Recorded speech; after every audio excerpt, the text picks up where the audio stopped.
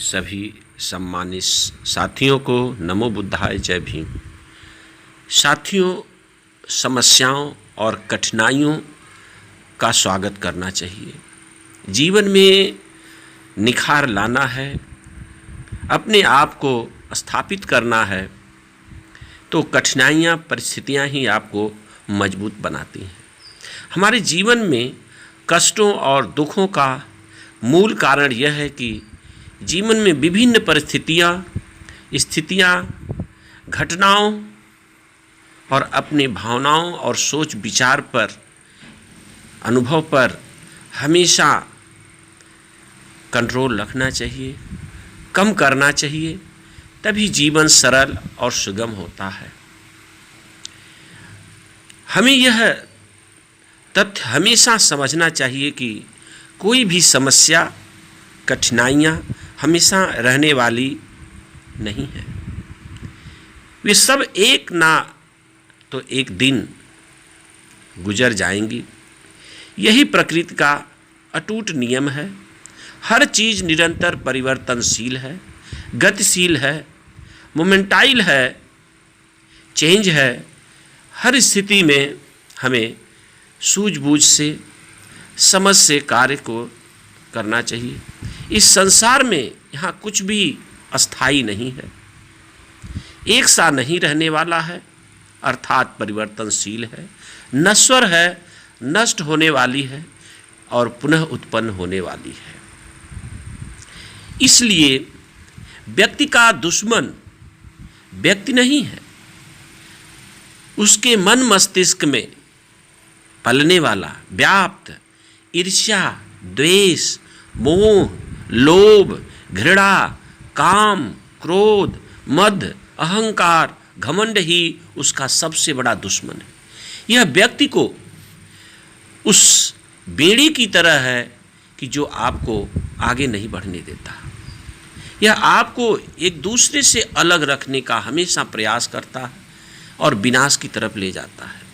हो सके तो इसे जितना कम कर सकें, खत्म न करें, क्योंकि इसे खत्म कर देंगे तो व्यक्ति निर्जीव हो जाएगा। इसलिए इनकी संख्या मिनिमाइज कर देना चाहिए, कंट्रोल में रखना चाहिए।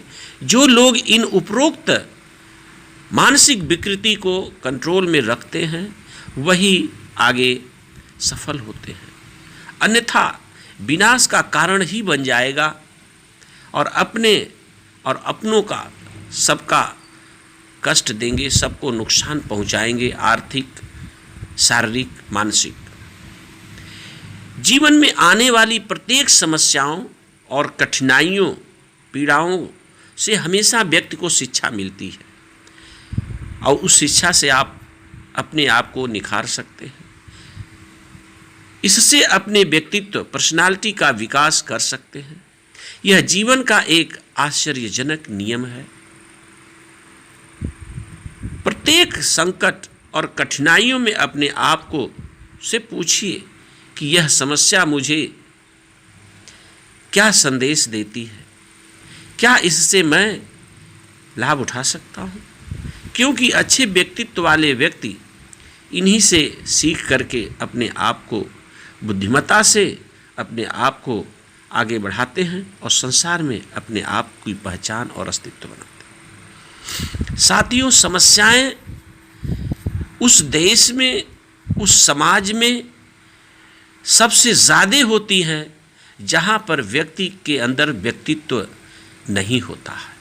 मानवीय मूल्यों का जहाँ हनन होता है, जहाँ व्यक्ति के अंदर व्यक्तित्व नहीं होता है, किसी व्यक्ति के प्रति दया, करुणाशील सदाचार नहीं होता है, उसी देश में समस्याओं का तांता लगा होता है।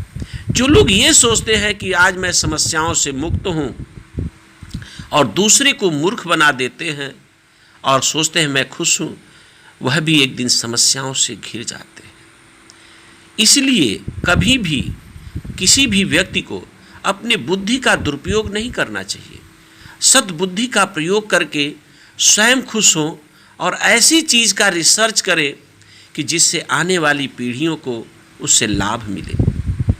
अपने लाभ के लिए किसी को भी गर्त में गिरा देना, किसी का भी नुकसान कर देना, यह व्यक्ति के व्यक्तित्व का निखार नहीं बल्कि उसके पतन का कारण है।